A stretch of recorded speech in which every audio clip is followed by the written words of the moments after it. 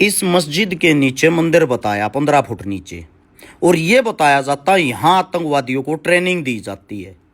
ये कोई बाहर की जगह नहीं है।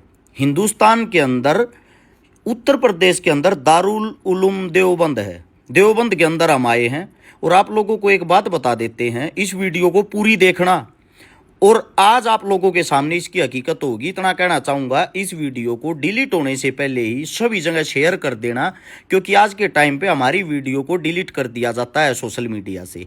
आओ वीडियो देखते रहो, पूरी वीडियो गौर से देखना है, एक एक बात को सुनना है। आज देवबंद हम आए थे, हमारे जो अरशद मदनी साहब हैं उनसे गाय के बारे में चर्चा करने की। जो गायें हैं ना, गाय को राष्ट्रीय पशु घोषित किया जाए, उस चीज़ पे लेके काफ़ी चर्चा हुई।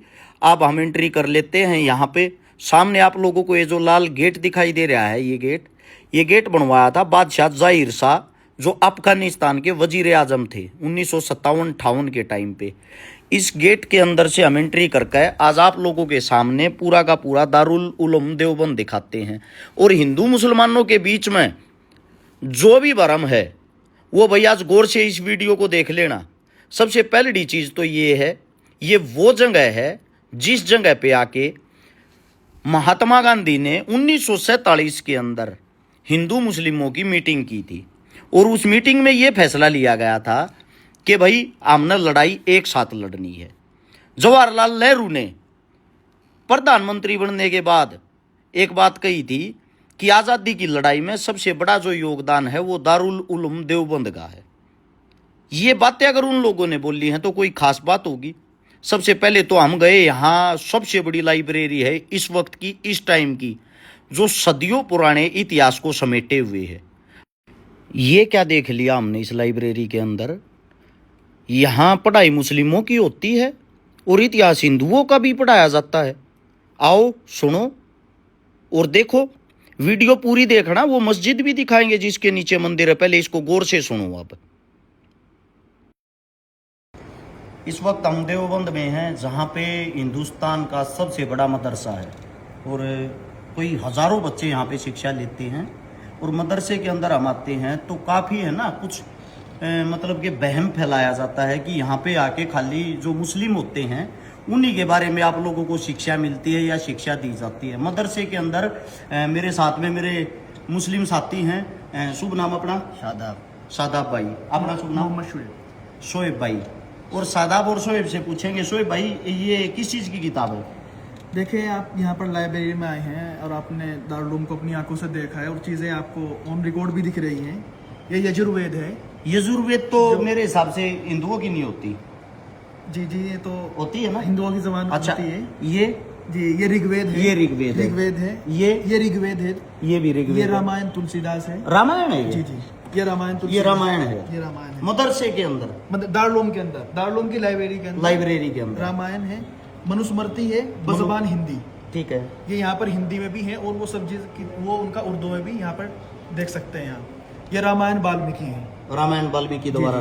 जी ये विष्णु मनुस्मृति है। ठीक है, ये ग्रंथ साहब बज़बान अंग्रेजी में ग्रंथ साहब की है, ग्रंथ साहिब की। जी ये, और इसी तरह ये कुरान करीम है, कुरान। जी ये तौरात है, ये भी कुरान है। ठीक है, और इसी तरह दूसरे फलसफे की किताबें भी यहाँ पर हैं। ये इंजील है, ये भी इंजील है अरबी में, ये ज़बूर है।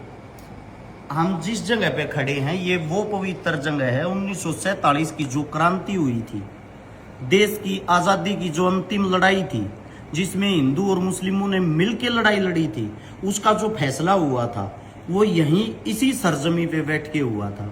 और आज कुछ ऐसे मूर्ख इंसान हैं जो राजनीति के भाव में बह के इन चीज़ों को भी जाति और धर्म और मजहब से जोड़ देते हैं। मैं आप लोगों को एक बात बताता हूँ, आप अल्लाह के घर जाओ या मंदिर में जाओ या गुरुद्वारे में जाओ, शिक्षा आपको कहीं ये नहीं मिलेगी तोड़ने वाली, शिक्षा मिलेगी आपको जोड़ने वाली। लेकिन कुछ मूर्ख इंसान होते हैं, वो हर धर्म हर जाति के अंदर मिलते हैं, जो जानबूझ के कुछ गंद फैलाते हैं, इन चीज़ों को तोड़ मरोड़ के पेश करके दिखाते हैं। जैसे कि अब ये बोल देंगे ये ग्रंथ हैं, ये रामायण है, तो ये इस भाषा में क्यों लिखी हुई है? उसका कारण है क्योंकि हमारे साथ में जो मुस्लिम साथी खड़े हैं वो इसको आसानी से इस भाषा में पढ़ सकते हैं। अब वो ग्रहण इन सब के ज्ञान को करते हैं, टोटली बातों के अंदर सेम ज्ञान है, फर्क थोड़ा सा शब्दों का होता है, थोड़ा सा समझने का होता है। तो आप लोगों से भाई क्या कहना चाहते हो? शिकारा साहब, जिस तरह से आप काम कर रहे हैं, सबसे पहले तो आपको मुबारकबाद। आप यहाँ पर आए, वक्त निकाल कर आए और आप एक चीज़ों को बहुत डीपली आप चीज़ों को देख रहे हैं। एक मैं आप ही से सवाल करता हूँ काउंटर क्वेश्चन कि जिस तरह से एक ब्लेम दारुल को स्पेशली इस दौर में दिया जाता है कि यहाँ पर आतंकवाद की तालीम दी जाती है और लोगों से न जाने किस किस तरह से वेपन का भी बताया जाता है कि यहाँ पर रखे जाते हैं, वो फुला चीज़ें सब चीज़ें हैं।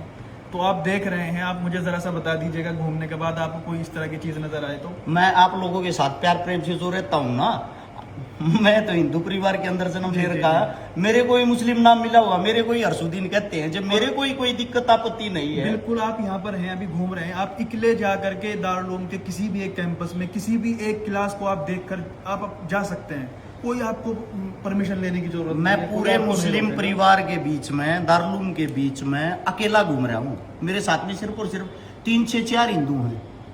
टोटली यहाँ की जो आवाम है, जनता है, मुस्लिम है। और मेरे से कोई ये भी नहीं पूछ रहा भैया आप यहाँ कैसे घुस गए, ये तो मुस्लिमों के लिए है, आप यहाँ किस लिए आए हो। यहाँ पे जो प्यार प्रेम मिल रहा है, यहाँ पे जो सादगी है, यहाँ पे आज भी 1947 से पहले का जो भारत है वो देखने लायक। आप लोगों को देखना चाहिए, देखने से ही सीखते हो, सुनी सुनाई बातों से नहीं। कानों के कच्चे मत बनो। राजनीतिक आदमी कोई भी हो, उसको सिर्फ और सिर्फ वोट से जोड़ के राजनीति करनी है। वो आपको उसी नजर से देखेगा, उसी नजर से दिखाएगा। हाथ जोड़ के विनती है, आप देवबंद आए और यहाँ पे आके घूमे, यहाँ पे आके देखें। मैं गारंटी देता हूँ आप देवबंद के दीवाने हो जाओगे। धन्यवाद आप सबका। और इतना कहना चाहूंगा, एक बार लाइब्रेरी और दिखाना। मेरे हिसाब से हिंदुस्तान के अंदर ऐसी लाइब्रेरी कहीं मिलेगी नहीं आप लोगों को। पूरी वहां से लंबी दिखाना भाई। मुस्लिमों के लिए जो नफरत रखते हैं, व्हाट्सएप यूनिवर्सिटी से जो पढ़ के आते हैं, आजकल के बच्चे जो सोशल मीडिया पे खाली लाइक और फॉलोवर कमाने के चक्कर में एक धर्म को टारगेट करते हैं। आंखें खोलो और देखो, क्या किसी हिंदुओं के पास ऐसे इस तरीके से अपने इतिहास को संभाल के रखा है? गौर से देखो, सदियों पुराना इतिहास आज भी इनके पास रखा हुआ है। पंखे भी वही पुराने हैं, उसी टाइम अंग्रेजों के टाइम के। आज भी हाथ की दस्तकारी करते हैं, हाथ से काम करते हैं। अगर गौर से देखोगे, जितनी भी लाइब्रेरी है, इसके अंदर जितने भी इंसान बैठ के जो कार्य कर रहे हैं इस टाइम पे, वो कार्य करने वाले इंसान आज भी लैपटॉप से पहले अपने हाथ से मोहर मारते हैं, हाथ से काम करते हैं। अपने पूरे के पूरे इतिहास को समेटे हुए हैं ये इंसान। और संपूर्ण जो भी जहां से इंसान आता है उसकी इज्जत करते हैं, उसका सम्मान करते हैं। इसीलिए मैं कहता हूं, आप किसी से नफरत तो करते हो, नफरत करने से पहले नजदीक से जाके उसके कल्चर को तो जानो। या सीधा वैसे ही किसी से सुन लिया और गालियां देना शुरू कर दिया। किसी के धर्म को आप बदनाम तो कर देते हो, टारगेट तो कर देते हो। उस धर्म के बारे में थोड़ा बहुत तो आप लोगों को पता होना चाहिए। आइए अब आप लोगों को उस मस्जिद तक ही लेके चलते हैं जिस मस्जिद के आजकल चर्चे चल रहे हैं, क्योंकि वो दिखानी आप लोगों के लिए बहुत ही ज़्यादा ज़रूरी है, ताकि आप गुमराह ना हो। और उससे पहले आप लोगों को इस जगह लेके चलता हूँ। ये देखो, सुना होगा फिल्मों में कि फतवा जारी कर दिया है।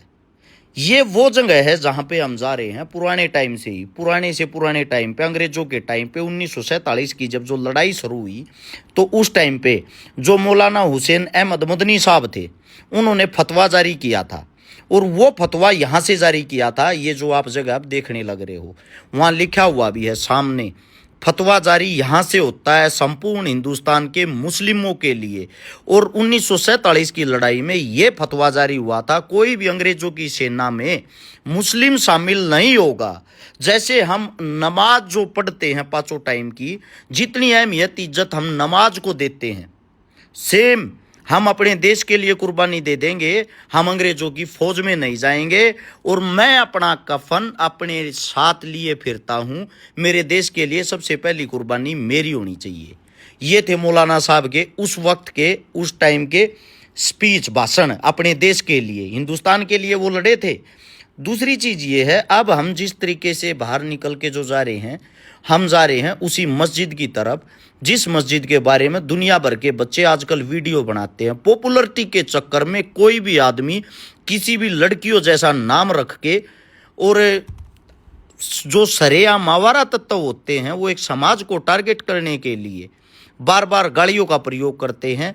और वो समाज को जो तोड़ने का कार्य करते हैं, उन लोगों ने ना तो कभी आज़ादी की कोई लड़ाई लड़ी, ना उनके बड़ों ने कोई लड़ाई लड़ी। वे वो इंसान हैं जो सिर्फ और सिर्फ किसी धर्म को टारगेट करके लाइक और फॉलोवर कमा सकते हैं।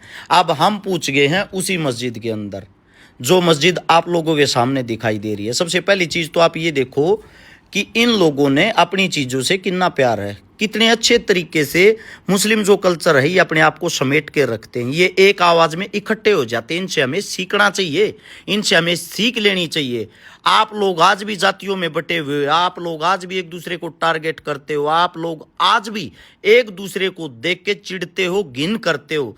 लेकिन मुस्लिम जो कल्चर है, मुस्लिम जो इंसान है, वो एक दूसरे से कितना प्रेम करते हैं। भले ही वो एक दूसरे से फर्क मानते हो, लेकिन आपको महसूस नहीं होने देंगे। ये वो मस्जिद है जिसके नीचे मंदिर बताया जा रहा है। इस मस्जिद के बारे में थोड़ा सा मैं आप लोगों को बता भी देता हूं ताकि आप लोगों को पता लग जाए, क्योंकि मस्जिद के आजकल चर्चे हैं तो मस्जिद कोई ज़्यादा पुरानी है नहीं। ये ना ये किसी औरंगजेब ने बनाई, ना ये किसी अकबर ने बनाई, ना ये किसी बाबर ने बनाई। ये मस्जिद, इसका कार्य 14 अप्रैल 1986 से शुरू हुआ था और इसको बनने में पूरी तरीके से 20 साल लगे। यानी कि मस्जिद 2006 के आसपास बनकर पूरे रूप से तैयार हुई है। ये मंदिर मस्जिद के अंदर का ढांचा है। अब सोचने का विषय ये है, जब ये 2006 में ही बनी तो इसका मतलब ये तो 20 साल पुरानी ही हुई। अब ये 20 साल पुरानी जो मस्जिद है, इस 20 साल पुरानी मस्जिद के अंदर भी आप लोग कैसे ये बोल देते हो कि ये किसी मंदिर को तोड़ के बनी हुई होगी, है? यानी कि कुछ भी आप लोगों को बस अलूल जलूल फैला के ये जो भाईचारा है इसको तोड़ना है। ये देखो, मेरे चारों तरफ से मुस्लिम होंगे, मैं इकलौता इनके बीच में होऊंगा। मेरे को कितना प्रेम दे रहे हैं, कितना प्यार दे रहे हैं। अगर एक मुस्लिम टोपी लगा के किसी मंदिर में घुस जाए ना, उसी खबर को बड़ी बना के और उसका इतना अपमान कर दोगे, इतना अपमान कर दोगे जिसकी कोई हद नहीं, और फिर बोलते हो कि हर्ष मंदिरों के खिलाफ बोलता है। मैं मंदिरों के खिलाफ नहीं हूं, मैं अपने कल्चर से प्यार करता हूं। लेकिन वहां वीवीआईपी जो लाइनें लगती हैं, 1100-2100 जो रुपए लेते हैं, यहां वो कल्चर नहीं है। यहां भिखारी हो या राजा, सब एक ही साथ बैठ के नमाज अदा करते हैं। यही हमने इनसे एकता सीखनी चाहिए। भिखारी हो या राजा, जिसके सीधे डायरेक्ट मंदिर के अंदर दर्शन हो। अब हम नीचे चल रहे, इसके 15 फीट नीचे बताते हैं कि इसके 15 फीट नीचे पहले मंदिर था। अब हम यहां से नीचे की तरफ एंट्री कर रहे हैं और हम नीचे गए तो नीचे क्या, बेसमेंट में पहुंच गए। 20 फुट नीचे तो बेसमेंट है। मंदिर 15 फुट नीचे बता रहे थे, 20 फीट नीचे तो यहाँ पे कार्य करने वाले, जो इसके अंदर कार्य करते हैं, साफ सफाई करते हैं, वो इंसान रहते हैं। और इसकी जो नींव है वो लगभग 20 फीट और नीचे से उठ के आई है। यानी कि 40 फुट नीचे तक तो कोई मंदिर ही नहीं है। ये उसका प्रमाण, उसका सबूत आप लोगों की आंखों के सामने है। दूसरी चीज ये है, चलो मान लिया आप लोगों को यहां मस्जिद बनने से पहले मंदिर था, लेकिन उस मंदिर से पहले भी तो कुछ ना कुछ होगा। क्योंकि सबसे बड़ी चीज ये है, अगर मस्जिद खोदोगे, चलो मान लिया मंदिर निकल आया, मंदिर को खोदोगे तो उसके नीचे जो जमीन निकल के आएगी, वो जमीन असलियत में किसान की है, उसका मालिक किसान है। यानी कि खाली जो जमीन रही है इस सृष्टि पे, इस धरती पे, उस खाली जमीन के ऊपर ही इंसानों ने कुछ ना कुछ बनाया है। अब कुछ ना कुछ वहां बनाया है तो ऐसे ही मस्जिद बन गई, कहीं मंदिर बन गया, कहीं मकान बन गए। यानी कि ये सारी बातें बेबुनियाद है, झूठी हैं। और मैं हिंदू होने के नाते भी एक बात कहता हूं भाई, मेरे मुस्लिम साथियों पे, भाइयों पे अगर कोई आवाज़ उठाएगा, उंगली उठाएगा, मैं इनके साथ खड़ा हूं। इसलिए खड़ा हूं, मेरी गाय को राष्ट्रीय पशु बनाने के लिए सबसे पहले मुस्लिमों ने आवाज़ उठाई है। दूसरी बात, जो कहते हैं आतंकवादी तैयार किए जाते हैं, हमने ना तो यहाँ कोई बम, तोप, गोला, बारूद, असला तो छोड़ो, एक कुत्ते को मारने के लिए हमें नहीं यहाँ पे डंडा भी मिला। घर बैठ के झूठ फैलाने वालों, ये है देवबंद की हकीकत। और जल्दी ही हजारों छात्रों के बीच में जो घर गए हुए हैं, फिलहाल छुट्टी है, मुस्लिम छात्रों के बीच में यहीं से वीडियो बनाऊंगा, उनका प्यार प्रेम आप लोगों को दिखाऊंगा। और एक बात ध्यान रहे, मंदिर भी मेरा है, मस्जिद भी मेरा है, अल्लाह भी मेरा है, ईश्वर भी मेरा है।